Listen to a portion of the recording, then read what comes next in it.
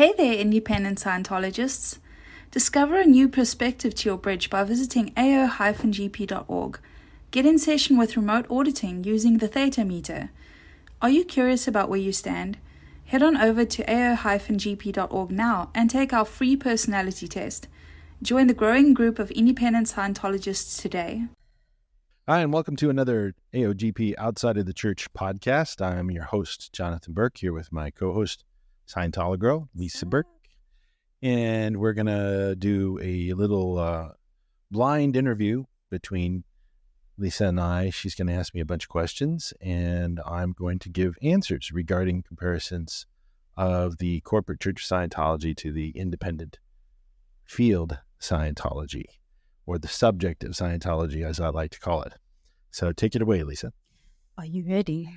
I'm as I'll ever be. I have no idea what you're going to ask. Okay. Question 1. Where does the church differ from independent Scientology? Well, as far as control goes, you've got the mission holder conference and the way they control the missions, and mission holders don't really have a whole heck of a lot of say if they want to remain in the corporate church of Scientology. They have to do what they're told, and they have to abide by it, and they have to pay a tithe, a significant tithe. And if they're not careful and they're too upstat, they will be penalized, like Beverly Hills mission was about 10, 12 years ago. They did really, really, really well, and they had to do all kinds of ethics handlings and everything because they were actually applying LRH policy, and they were nearly declared for it, committees of evidence and things like that. Yeah. And then, the books have So been... we don't really have, that kind of thing. We don't declare and all of that. No, we don't have declares in independent Scientology. At least not public. At least I've not seen publicly. some people just be like, that person's suppressive, block, delete, Yeah, it's a little covert. Mission Impossible, Tom Cruise-y, you can be disavowed by other independent practitioners or something like that. But I've never seen any group action on anybody. Like we've talked about in other podcasts, ethics is a personal thing, and that's probably one of the biggest and probably the biggest umbrella, the larger arc, which is is something you talk about a lot, is that ethics is a personal thing. And this is something there's a couple of aspects to this. In the church, they tell you what your ethics condition is. Yeah, that's weird. Yeah, and you don't get to decide what your condition is. It's what we say goes. And this is one of the areas that we handle right off the bat with people when we do a DFP interview. We interview them on a theta meter online, remotely, from the comfort of their own home. And we find out about these wrong indication, these out lists in auditing that you get when somebody gives you an item and says you are in the condition of treason. Right. Church of Scientology, corporate church of Scientology. And we have an ethics repair list that's over 120 questions long, and we clean people up on this because ethics is a personal thing. And I say this to people a lot. When's the last time the church did a set of conditions with you? See? So that's really important, is you have to look at that, and you have to get that cleaned up, because you're not always in the wrong. Now, you're not always right either.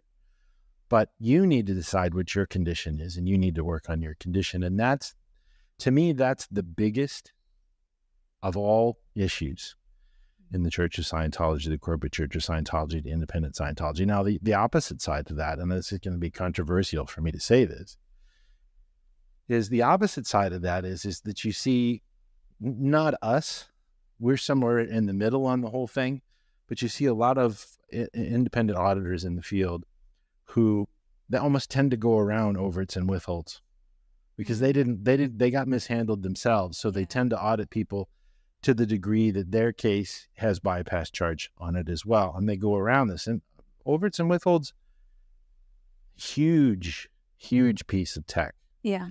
And it has to be applied, and you can't go around that, because that's what the L's are about, is overts and withholds on different terminals, whole track terminals, PT terminals. Terminals are people that you deal with in your life, or valences.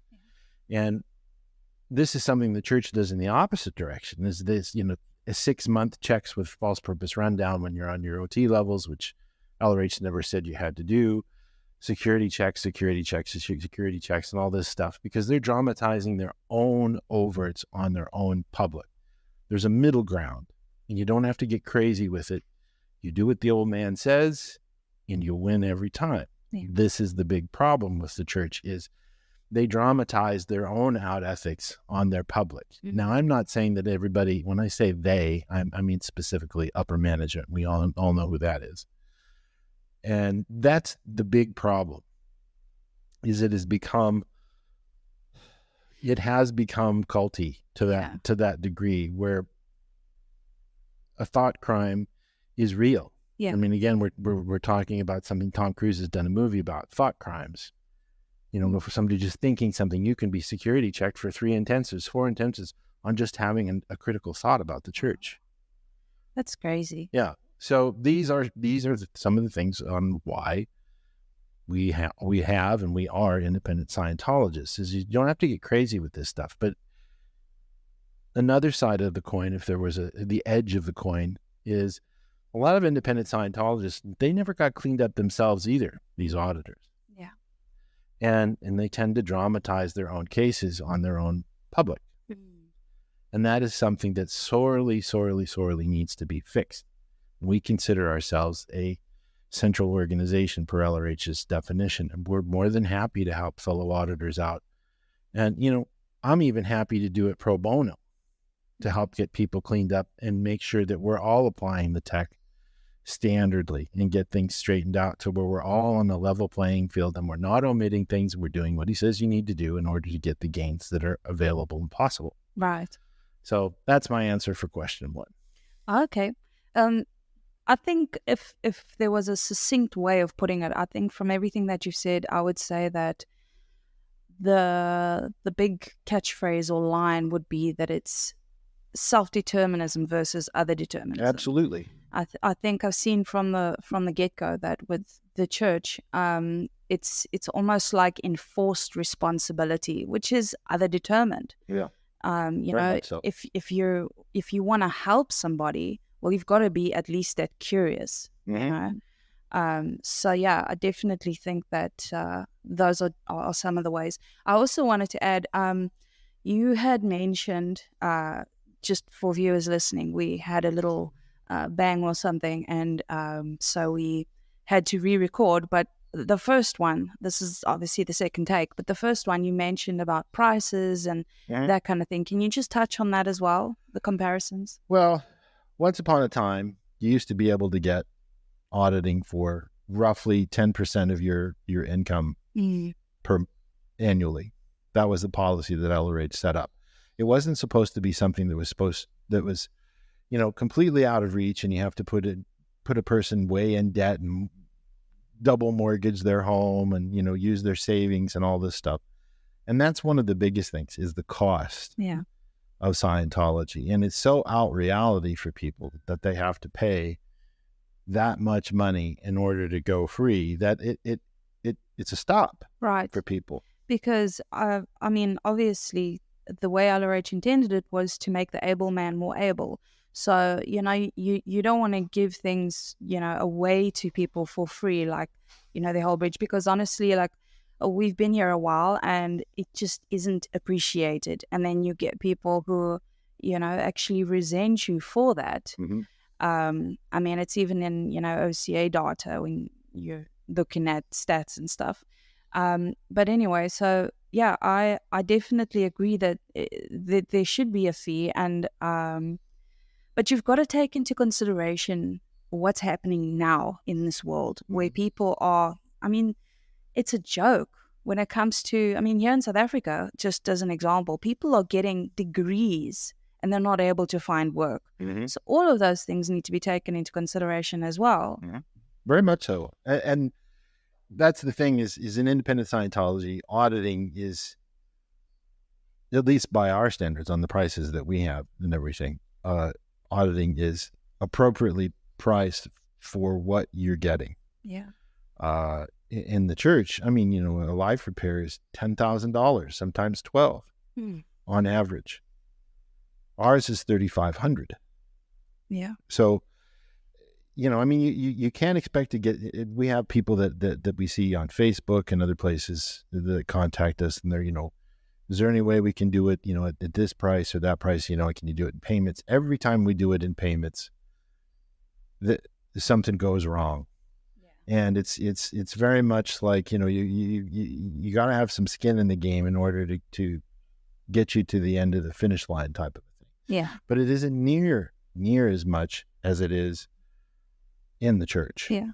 And just so we're clear, when you mean payments, it's more like bottom dollar kind of thing rather than, average. Yeah. I mean, it takes a lot of training. Yeah. It takes a lot of time and it takes a lot of training, and people tend not to understand that it took decades for the training that I have, and and how much time it goes into that we're training other auditors and everything like that, and it's your spiritual eternity that's on the line here, and you want somebody that knows what they're doing and how they're doing it, and they should be able to keep their lights on as well. Yeah. But with the church, it's the opposite thing, where it just puts you in the hole so much that you're constantly having a present time problem as to how much things are going to cost and how am I going to make ends meet and all this stuff. We don't do that.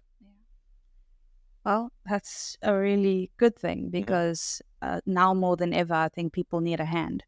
Mm-hmm. Very much so. And, we also have scholarships that for people that want to train as auditors and want to earn a living as auditors and things like that. We're always looking for more auditors to work at AOGP. We have more business than we can handle. Yeah. So everybody take this as an official, putting it out there. Like if you're an auditor and you would like to join AOGP, contact us.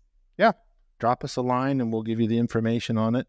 Make sure your tech is good and everything like that. And we'll keep our exchange with you in abundance. And you can make a great living at the same time because we've got more PCs than we do audit. Yeah. Okay. Question 2. And just excuse the noise in the background. We have renovations going on. So we've tried to keep it as low sound as possible. But it's obviously just not happening. Okay. Question 2. Why do you think the church is failing? They're not applying LRH policy. They're not applying LRH tech. He says in numerous, almost countless places that if you don't do these things the way that he says, now it isn't because he says it. That's not the point. Mm-hmm. It is because these are hard-won facts. Yeah. Policy is policy typically because there was a mistake that was made and policy was adopted in order to make sure that these things didn't happen again. And when they found successful actions and they put them in there and everything, if you do these things and you deliver the tech the way it's supposed to be delivered, if you deliver the tech with the policy and you treat people the way they should be treated, then you will have a thriving org like we do. Yeah. This is something the church doesn't do anymore. I have had so many people in the last year come to us from the church and go, I just couldn't do it anymore. And they were there 6 weeks, 4 weeks, 2 weeks. This is why these orgs are empty. And now they're just a real estate acquisition firm with a front as a religious activity. Yeah. It's just, they've just become a real estate company, basically, getting other people to pay for these buildings and then saying, oh, we've got a church. And then they charge rent to the orgs and nobody and that's the other thing. Nobody on staff gets rewarded for what they do 40, 60, 80, 100 hours a week, and they're making chump change because the church sees it all. I mean, it's human trafficking. There's by definition. Yeah. And that's why too, because if the staff isn't winning, why in the world, when you look at them as examples, why in the world would you want to be like that? Exactly. That's the issue. Yeah. No, for real. I mean, I've personally experienced some of that myself, and it's just, it's quite crazy, the exploitation that goes on and all of that. Question 3. Have you personally been attacked by the church in any way? Once. Okay. And that I know of, right. that we know of. Yeah. I was going to ask. I can't confirm or deny it. I suspect that it was twice. Yeah. But once. And then obviously there's I don't know, things that have maybe happened online and stuff. Do you think, people who come out and say, are they like moles or whatever you call them?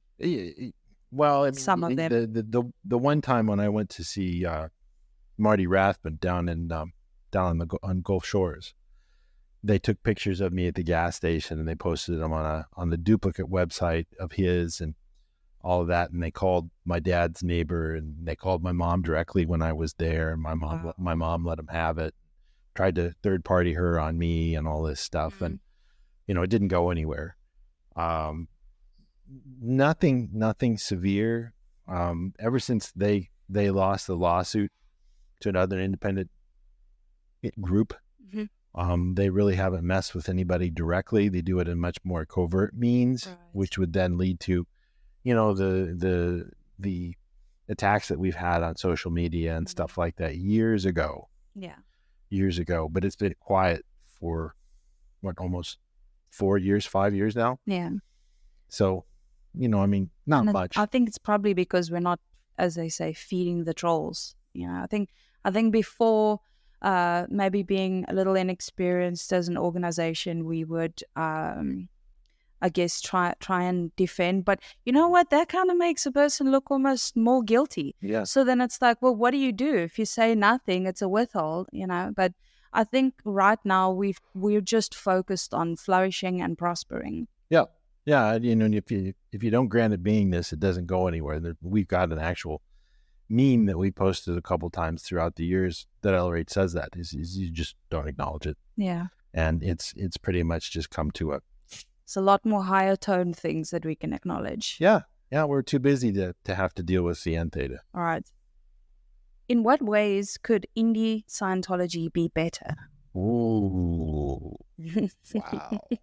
That's a loaded question. Yeah. Well, and we can include our org as well, obviously. Yeah. Yeah. Indie Scientology as a whole. Indie Scientology as a whole. Well, that's something that I've probably touched on in a couple of podcasts very, very briefly. But one of the things that we're looking at right now is that if something isn't done about the number of auditors in the independent field, by the time I'm looking for a new body, I would say within the next 30 years, maybe less. And I could be, and I'm not talking about my demise and picking up another body, but I'm just saying based off of the number of auditors that we've lost just in the last 2 or 3 years, the numbers are dwindling. And you're looking at a lot of these guys that were original class 8s, class 12s, there aren't many. We've lost 7 in the last 3 years who were highly trained auditors. Yeah. Some were more in tech than others. And these were all top guys. I mean, they weren't class 4s. These were class 8s, class 9s, class 12. That's the thing that needs to be fixed the most is there isn't enough of us. Yeah. And there isn't anybody doing anything. And I would love somebody to say, okay, AOGP, we're going to give you a run for your money. We're going to do an online course for them. We're going to have an AI qualifications library that you can talk to that has all of LRH's lectures and tech volumes and OEC volumes and anything under the sun that LRH ever wrote. And you can go in there and you can search for anything and find it immediately and have a conversation with it like ChatGPT. We have that. We audit online. We're one of the few, if not the only, that does that. But the thing that needs to happen is that we need to be a cohesive unit, not a bunch of individuals individuating and all of that stuff, and nobody wanting to share folders. If somebody decides they want to go somewhere else or they want in-person auditing, that type of a thing. It's very, very secular Yeah. and individuated. And that's the thing that needs to be fixed the most. And I've wondered for years, and Quentin's talked about this too, is that we need to have a retreat. And I'd like to do a retreat where not only do people come just for AOGP, but we have other auditors that come and everything. And we do continuing education like chiropractors and dentists and doctors do and stuff like that. And we do hatting and cleanup and all of this stuff at the retreat. People get to mix and meet, and there needs, because there's a difference between virtuality, online Scientology, independent Scientology, and where you get to press the flesh and you get to talk to people and you get to have a nice meal with people or nice meals and spend time with them and sit around a fire and just get an ARC. Yeah. That's the thing that's missing, is the ARC that you have with a third dynamic. Yeah. That independent Scientology doesn't have. There's a lot of this backstabbery and nattering and all this stuff, and nobody trusts anybody else and all this stuff. That's the big thing, is the trust. Yeah, that absolutely. And I don't know, I'm not really sure why that is. Is it because we know that a whole bunch of stuff? Like, because obviously I feel like, Scientologists are here, and then, everybody else not trying to, individuate, but like, we do know a lot about the workings of the world, the human mind, etc. So, that puts us at a bit of an advantage. So I don't know if that makes people already wary, like, because of things like overts and withholds. Like, as soon as somebody is being critical, for example, I'm like, you've done something to me, haven't you? That kind of thing. Yeah, the withhold stands out, because they're, like Ellery says, the hardest thing to spot is a missingness. When's the last time we had any direct communication from any other independent Scientology auditor or organization? I can't remember. It was a warning about a particular auditor from Ronsorg. I'm not naming any names. This was like 4 years ago. They sent this out about this particular person. That's the only communication I've gotten from anybody since 4 years. And that's, it should be that we're all in common. And the other thing that needs to be dispelled is, on a planet that has almost 8 billion people, and there's 200,000 people plus born every day. I remember you and I sat down and figured it out, how many people are born and how many bodies die. On a planet that many people, there's no scarcity of pre-clears. Yeah. And I think that's the silliest notion of all, is that there's this covetousness about, the scarcity of PCs and everything like that. And, we all need to work together here. It shouldn't be this individuation thing and withholdingness and stuff like that. That's what I think needs to be fixed, is that we're all on the same page. Absolutely. I completely agree with that. What should a person look out for when joining an independent org or auditor? Well, again, you don't know what you don't know, and the hardest thing to spot is the missingness. Yeah. There's certain things that you should know, and that there are red flags. And I'm gonna as a technical terminal, I'm just gonna say what these things are. Did they ask you for a personality test? What personality test are they using? Are they using the original personality test? Are they using the changed personality test that the church uses? Refer back to our interview with Mark Schreffler about how the church changed their OCAs. We don't use, if you have an OCA from the church and you come to us, we'll ask you to do another OCA with the original questions, because it's an incorrect test that the church uses. If an auditor in the field isn't using an OCA to program your folder, that's a red flag. If an auditor isn't doing a DFP interview with you on the meter, that's a red flag. They're just saying, well, I'm just going to give you this and we're just going to go in session, and they don't do any setups. That's another red flag. And if they're not consistently doing DFP interviews, if they don't do tests, when you attest a certain action, how long is what it is that you're doing? As a PC, you don't know these things. I mean, you just have to believe them openly that what it is that they're doing. But these are some of the things. Are you getting certificates for what you're doing? That's another thing. We're backlogged on certificates by about 6 months, and I need to get those out to everybody. But we do give certificates, and we don't let anybody pass go when they do a course. They have to do the course wholly and fully. This independent Scientology, at least from our standpoint, we're trying to do what Hubbard said, and that is, you do the check sheet, you do the right way. We give you the checkouts. We make sure your clay demos are done right. Make sure you do your demos right. We make sure that you are a product. That is what a certification is for. Yeah. And as far as auditing goes, it's the same thing. If you don't have it, we're going to keep working on it. Yeah. And would you say that PTSness plays a role? You know, like if you've got an OCA and then it says PTS, like what, like can the person just go ahead and do any auditing, or is there? No. I mean, and I've mentioned this in other podcasts before as well, is that pre-COVID, it was about, and you'd probably agree with me because you did most of our OCAs. You were looking at somewhere in the neighborhood of about 65-70% of the people that we got OCAs from, they were PTS. Yeah. Post-COVID, it's about 90-95. Yeah, that's crazy. And it has been ever since. Yeah.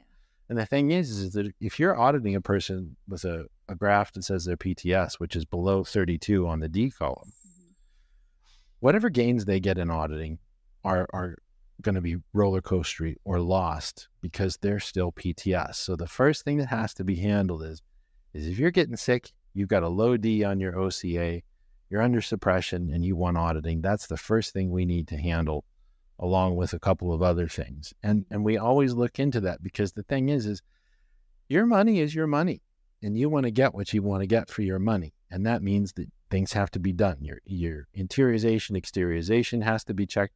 Do you have any out lists? Are you PTS? Yeah. You have out rudiments, these sorts of things. But I mean, PTSness has to be handled before you pass go on anything. Otherwise, your auditing gains aren't going to be stable, and you're going to be like, well, what did I do auditing for? I'm still sick. I'm still unhappy. So we always do that. When somebody new comes to us and we get a PTS graph, we suggest that they do the ups and downs course and they apply that material and then retest them. I don't know of anybody else in the field that does that. Yeah, I can't think of anyone who has been doing that either. Especially, like, I mean, it's honestly mind-blowing when I think to myself that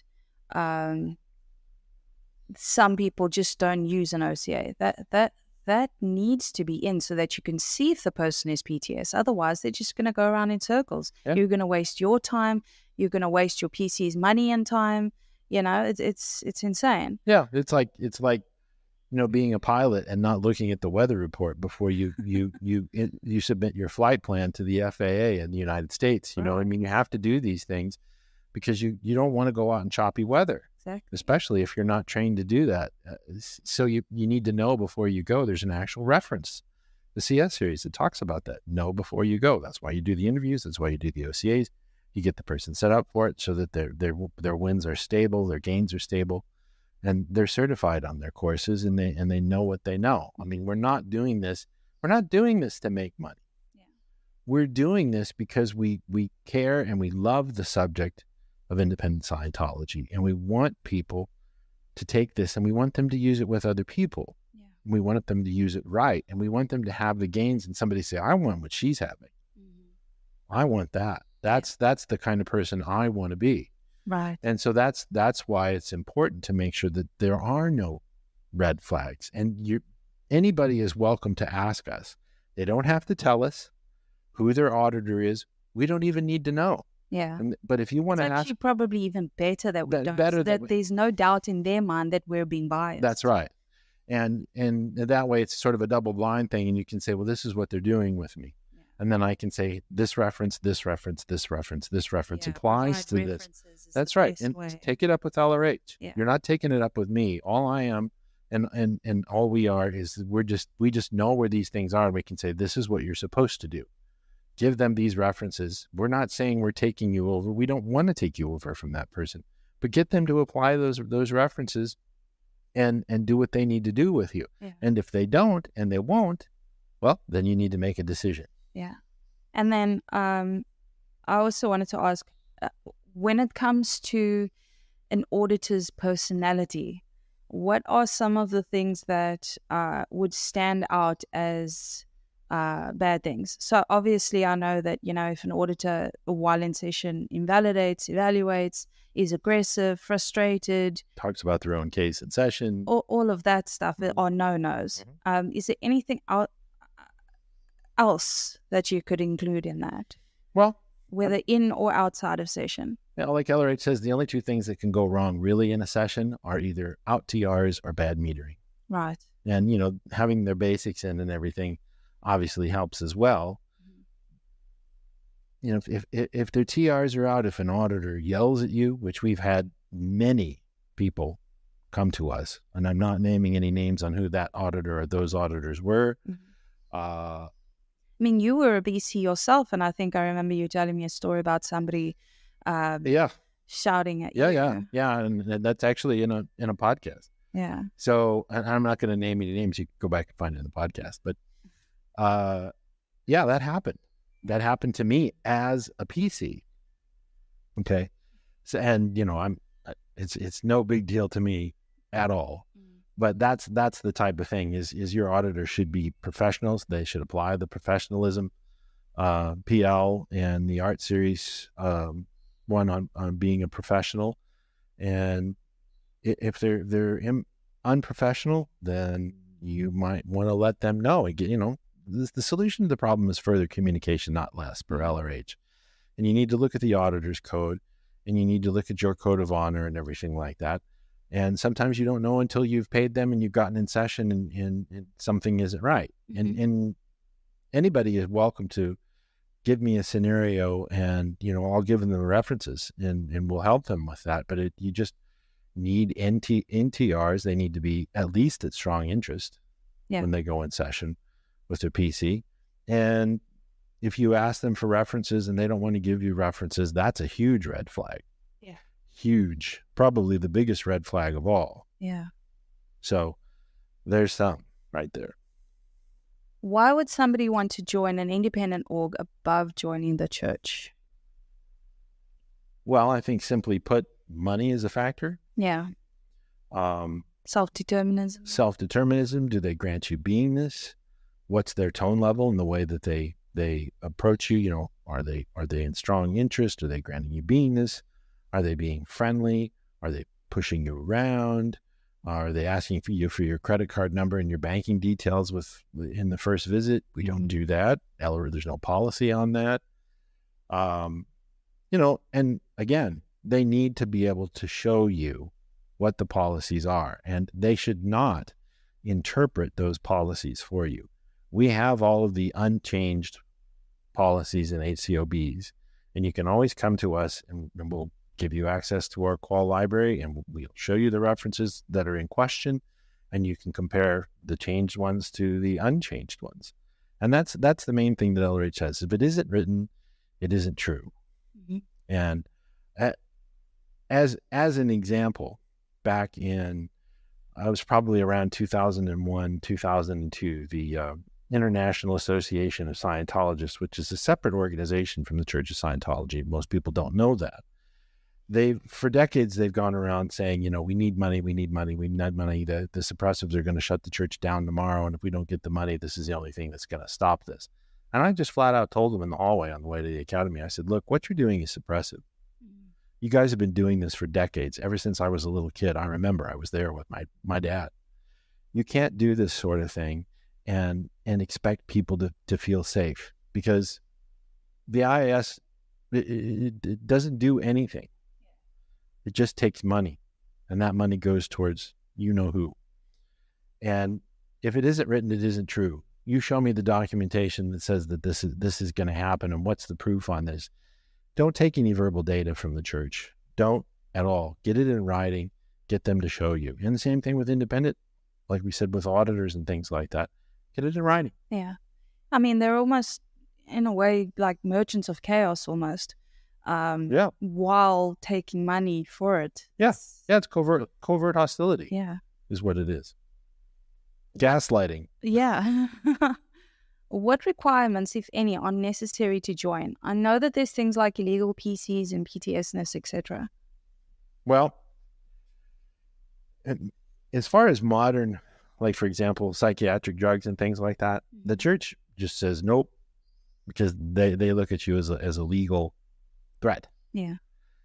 We're not that way that much. There's very few psychiatric drugs that we can't get you off of. Typically, it's 4 to 6 weeks that we ask you to get off of them before you get auditing or before you become a student. Mm-hmm. And that's really hard for some people. And then there's also the Pure for drug rundown, and is that for that as well? Yeah, and then they should do a purification rundown and a Scientology drug rundown as their first actions after that to get this stuff out of their system. We've had several public who can't get off of their ADHD meds. Yeah, Adderall. Yeah, Adderall is the primary culprit on that, and it's very, very difficult for them to get off because it's highly addictive. And that's one of the biggest problems that we face with people, is that they want help, but they have to get down off of it gradiently, do a purif, get a Scientology drug rundown. Some people can't do a purif. Not everybody has to do a purif, but at least the Scientology drug rundown to get this stuff handled. And objectives as well would be highly recommended in that situation. So if we can handle it, if the church doesn't want to do it with people, that's kind of strange, because then that's kind of like invalidating things like the purif and the drug rundown, that it's like not working if they can, but they just don't want to do it. Yeah, well, they really don't want to help those people. They want to help people that they want to help. And isn't there like a Narcanon or something like that? Is that also something? There is Narcanon, but Narcanon is, as far as I'm concerned, is non-functional. I have heard so many horror stories. I even know, and we have public on our lines, who actually owned their own branch of Narcanon. And they were taken out by the church. Yeah. So, you just have to look at it and you look at the statistics and go, okay, there are a lot more people out there that can be helped if you want to. Yeah. But it's also true that what Ron says is we want to help those people who want to help themselves. Mm-hmm. And if you don't want to get off of it, there isn't a lot we can do for you. Yeah. We'll try. We'll help you. And believe you me, we have tried. I've sent emails and emails and emails and emails to people to try and help them with that. And a lot of time they don't get back to us at all because they know they can't get off of it. And if they wanted to come to us in person, definitely we can get them off of Adderall, for example. Yeah. But, there are so many over-the-counter and so many prescribed drugs by psychiatrists that pretty much just stop a person right where they're at, and they're PTS because they're on these. I mean, you know what I'm talking about. Yeah. So it's a situation where we'll help you. We won't say no. The church would say no. That's pretty much what it comes down to. But you have to be willing to put in the work. Yeah. What requirements, if any, are necessary to join? Oh, no, I already did that one. Mm-hmm. What would you say to someone who has reservations about any Scientology? Read a book. You see all the negative stuff on Reddit. Reddit is one of the worst. ESMB, that type of a thing. If Hubbard was a bad guy, he wouldn't have written he's the most prolific author on planet Earth. Yeah. There isn't anybody that's written more stuff than he has. And it's not gobbledygook. Most people that criticize Scientology, the subject, and or independent Scientology, the church deserves the criticism it gets because of it's not doing what Hubbard said to do. Yeah. For the most part, there are a lot of wonderful people that are still in the church. They're just PTS to David Miscavige. Yeah. But the point is that, what was the question again? I want to make sure I'm answering it. What would you say to somebody who has reservations about indie Scientology? Yeah, is look and see what he says about whatever your questions are. Email us. We'll send you the references. Read Fundamentals of Thought. read A New Slant on Life. Read The Way to Happiness. Super easy. And you just look at it and go, it makes sense. These are the things I should do for myself on my first dynamic, for me. Listen to the 4,861 lectures that we have on SoundCloud. Yeah. You know, you can see this guy cared about humanity and the future of mankind. He wasn't just doing it to make money. Yeah. Nobody, I mean, he didn't have to write all this stuff. He didn't have to do these lectures to do that. He could have done it a lot more simply, but he did it because it was a research line and he was trying to perfect this over 50 years. Yeah. For me, I just wanted to go back to what you said about the black PR that's out there about Scientology as a whole and independent Scientology and auditors, etc. Is that if you look at the tone of the people that are saying these things, you can clearly see that it is completely reactive, and it doesn't take a genius to figure out that anything that's reactive isn't necessarily the truth. So if people are, talking from analytical understanding and they're trying to, try and put the pieces together or analyze the situation, etc., then you can say, okay, well, that makes sense. But most of these people, they're aggressive and they're enforced, which means, they're critical. Yeah. Right. Exactly. What makes a person critical? Overts and withholds. Right. And the thing is you ask people, what are you basing this off of? What is it that is in writing that backs up what it is that you're saying? And they will just go in circles around it, and you can't get an actual answer from them because they're not dealing with fact; they're dealing with the reactive mind. Yeah, it's just baseless opinion, hearsay, that type of a thing. And I've taken people on Reddit directly and said, look, I know, and I've been involved in this subject for almost 40 years, and I know by what you're saying, you do not know anything about this subject. Go back and school yourself and read a book and come back and tell me after you've tried to apply it to your life that it doesn't work. I know, you know, it works. Try it. Until then, I'm not going to deal with you anymore because you don't know about what you're talking about. One iota. It's just baseless opinion on top of opinion on top of opinion. Get it in writing from people if they're saying something critical. If they can't give you proof that it was from Hubbard or something else and verified that the person had the authority and knew what they were talking about and had the facts, otherwise it's worthless information and that person's just critical. Yeah, but the sad thing is that even if, sure, publicly people would make a butt out of themselves, but getting a person to change his mind, even when all the facts are presented to them, is nearly impossible because the reactive mind just wants to be right. The Thetan wants to be right, really, and uses the reactive mind to make them right. And it's sad. Right. Well, you run into the same thing when you try and tell people about who are in the corporate church and you try and tell them what's going on. When I did that and I left the church in 2004, every single last person that I thought was my friend abandoned me because they had too much to lose. It couldn't be true. And here we are 20 years later, since 2004 when I left the church, 20 years later, most, not all, there's only 2 auditors that I know of that were friends of mine. Most of those people that I tried to get out of the church are now out. They're not in the independent field and they're not in the corporate church of Scientology. They are out of Scientology altogether. It's like a bad memory for them. Yeah, it's an engram because they've been made wrong. They saw things. They couldn't handle it. There was no justice. And instead, and one of these people blew me away. This guy, this friend of mine, started CCHR, Citizens Commissions on Human Rights, against the psychiatrists for the church. He is out of the church.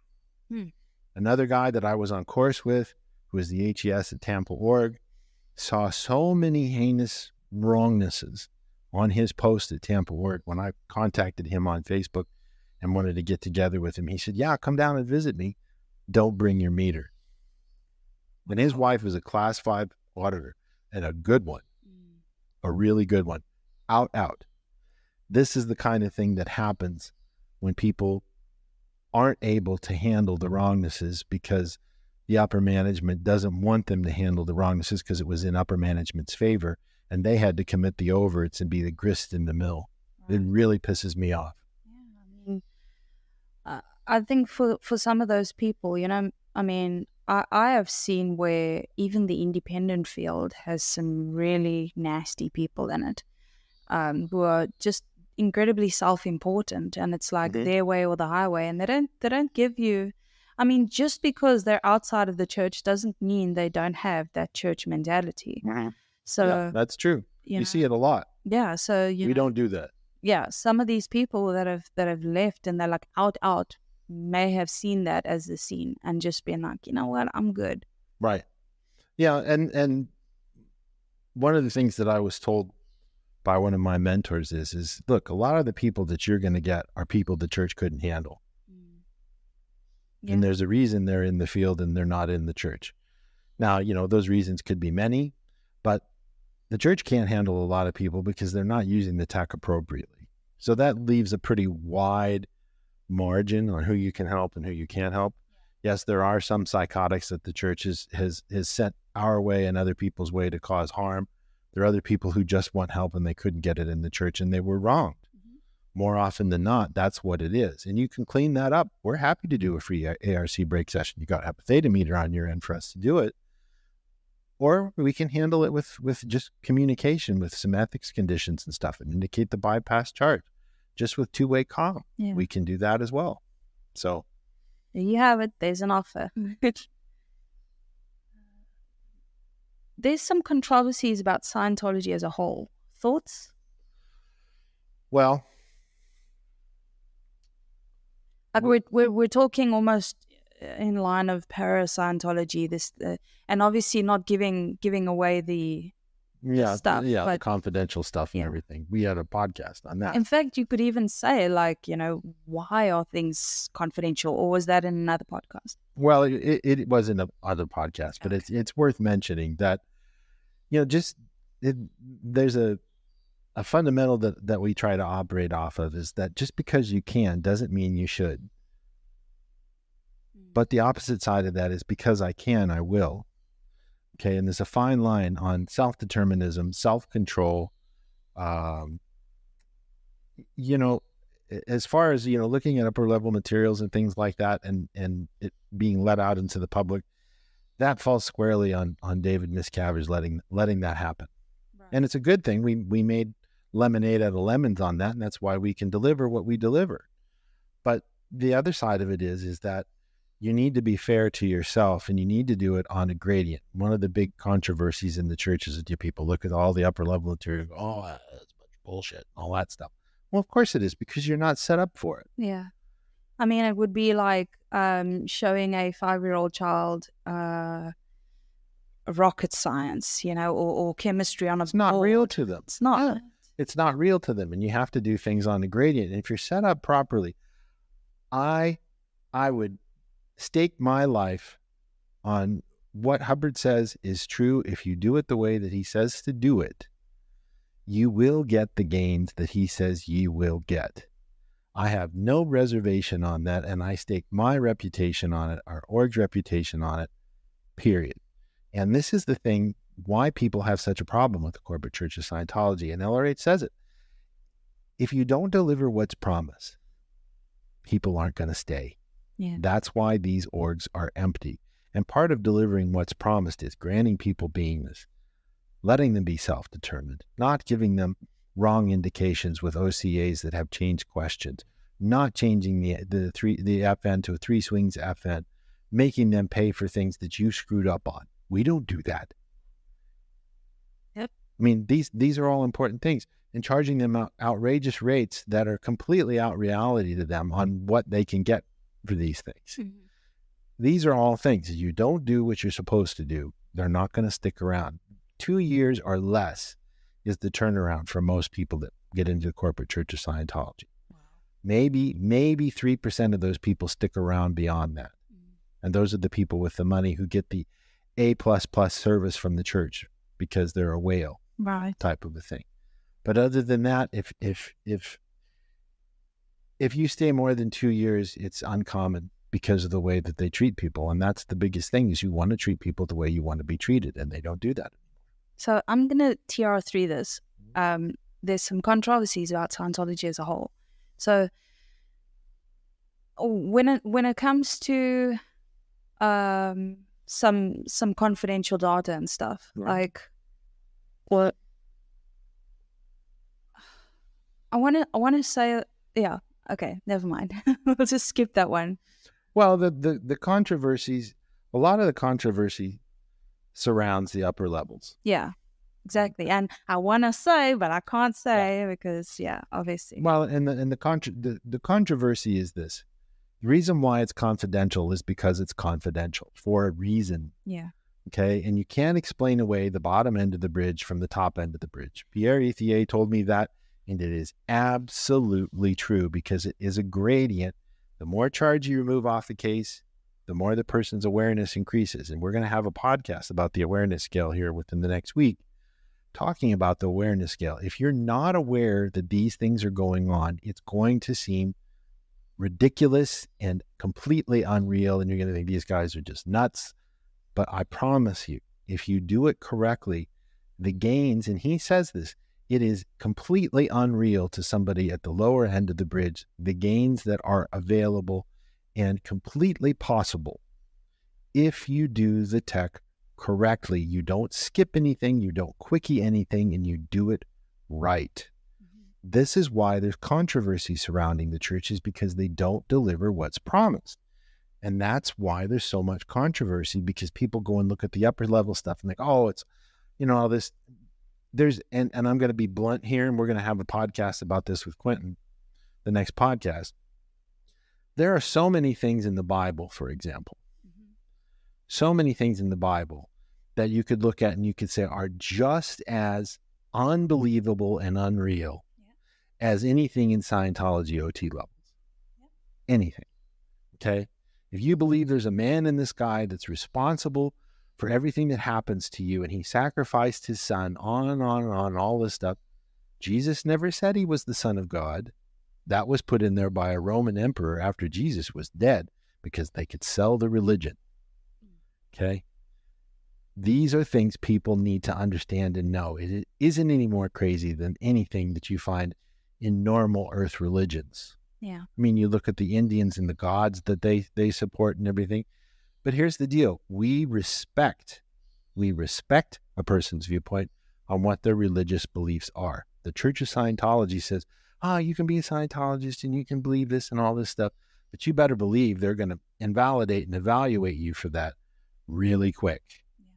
Because all Scientology, the subject does, is it enhances your awareness of whatever it is that you believe. And if you change your mind, great. You don't change your mind and it's true for you, guess what? That's totally okay. Because what's true for you is true for you. And that's the way it needs to be operated off of. And we have our final question. Do you think independent Scientology will make it? And if so, how? Wow. That's not a happy question.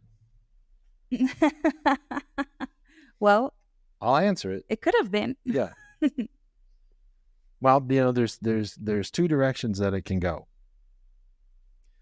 It can continue on in the direction that it is, and that there isn't anybody out there outside of us trying to make this stuff as available and cheaply, if not pro bono, for people to get more auditors trained. Because every day there are less and less and less auditors on this planet. The most valuable beings per LRH on the planet are auditors. And I'm not just saying people that audit other people. Okay. What needs to be understood is if you wanted to make a cleared planet, okay. Now to me, I don't think that it's terribly real to make a cleared planet in my lifetime. It would be if you had one person take responsibility for one other person, and you just did that, you could have a cleared planet in 6 months to a year. if people did that. That is one way that things could go positive, because one auditor can only make somewhere in the neighborhood of a couple hundred clears in their lifetime. Given the amount of time that it takes, you're looking at 250 to 300 hours to make one clear. Yeah. I mean, it's easy to do the math and look at it and go, okay, yeah, things aren't looking real great. Yeah. Right now. And I mean, the people that we're helping, you know, like, okay, so we choose the able people. Mm-hmm. Well, not we, but as LRH says, you know. Help the able become more able. Yeah. So. Less and less able people every day due to all of these over-the-counter and these prescriptions and things like that, people taking all these medications, right? The bad food, you look at COVID and what it's done with the jab and all of this stuff. Yeah. And so if you have that, and you look at the people that we're currently helping, I mean, these people are, they have their careers, their dreams, they're, you know, doing that. So it's difficult to see how we can use those kinds of people who are already established and know what they want to do. You know, obviously they're done, they're good. They just want to learn how to do and have more on their own. Mm-hmm. So now it's like, well, who is left to forward the thing? Who is left to make auditors, etc.? Right. And now LR8 says that, you know, that as people get older, they start to worry about what they have to come back to. Are they going to have Scientology to come back to? Mm. If things don't change and we don't pull off the things that we want to pull off, I don't think it's going to be around in 50 or 100 years. I really don't. It'll fall to the wayside like so many other religious philosophies and things like that. And that means that you can't just procrastinate. You have to do something. And I'm not saying this from a viewpoint of, you know, come do services with us. Pick up a book, start doing something about it. Stop putting it off, because the thing is that, like he says, you have this brief breath in eternity to do something about this and turn the tides in this universe. Yeah. And this is it, folks. Yeah. You need to do something this lifetime, this year. It's 2024 now. You need to get on the bridge. You need to get trained. 50% of the gains are from training. 50% of the gains are from processing. It doesn't take as long as you think it does. It's just a matter. You can go full OT in less than 1.5 to 2 years from the bottom of the bridge to the top. Mm. You can get trained as an auditor in 6 months' time. If you do it full time, you can get trained in a year part-time. And that doesn't mean that you have to just go out and audit other people, but it means that you can go out and help other people, and you can present Scientology to them and pique their interest. Yeah. And get them involved in it and do a touch assist with them or something like that, or teach them about the ARC triangle. Mm-hmm. Because that's what needs to be done, is people need to be made aware of it. And LRH says, don't worry about the degradation of society. The worse society gets, the more people are going to look for something like Scientology, the subject, or independent Scientology, because they want to better the condition that they're existing in, because things have gotten worse. Mm-hmm. Scientology will be there for them. They just need to know about it. Yeah. And the more you know about it and the more you use it, to the degree your dynamics are going to align, and you're going to find that you're going to be able to survive happier, much more well. You're going to be a lot more serene, and you're going to be a lot more at cause over your life and the cause of other people's lives near you and that you associate with. So we are really ending this off in a high note. Yeah, something it's inspirational. Yeah, something can be done about the situation. Yeah. It's just a matter of making the decision and just doing it every day, just like you decide to go to the gym. Mm-hmm. It's really no different. Spend an hour a day listening to a lecture in traffic or whatever. Mm-hmm. Start getting this information. Take a course, get some auditing, do self-analysis. It's free. Mm-hmm. Do some book one. Quinn did 400 hours of book one with his roommate. Wow. 400 hours. I was actually over 400 hours. I mean, it can be done, and that's free. Mm-hmm. You can practically go clear just with that if you want to. I mean, it takes a lot of dedication, and there's some things that need to be cleaned up in between. But I mean, the options are there. It's just a matter of deciding to do it. It's just that decision. Mm-hmm. Absolutely. So, well, I don't have any more questions. All right. So We are at the 60-minute mark with this podcast. We hope you enjoyed it. Thank you, Lisa, for doing the interview. You're welcome. And we will get this up and on the net and on to all of the podcast services later this afternoon. We hope you enjoyed it. And for myself, Jonathan Burke, and for Lisa Burke, we'll talk to you soon with Quentin on our next podcast. Bye.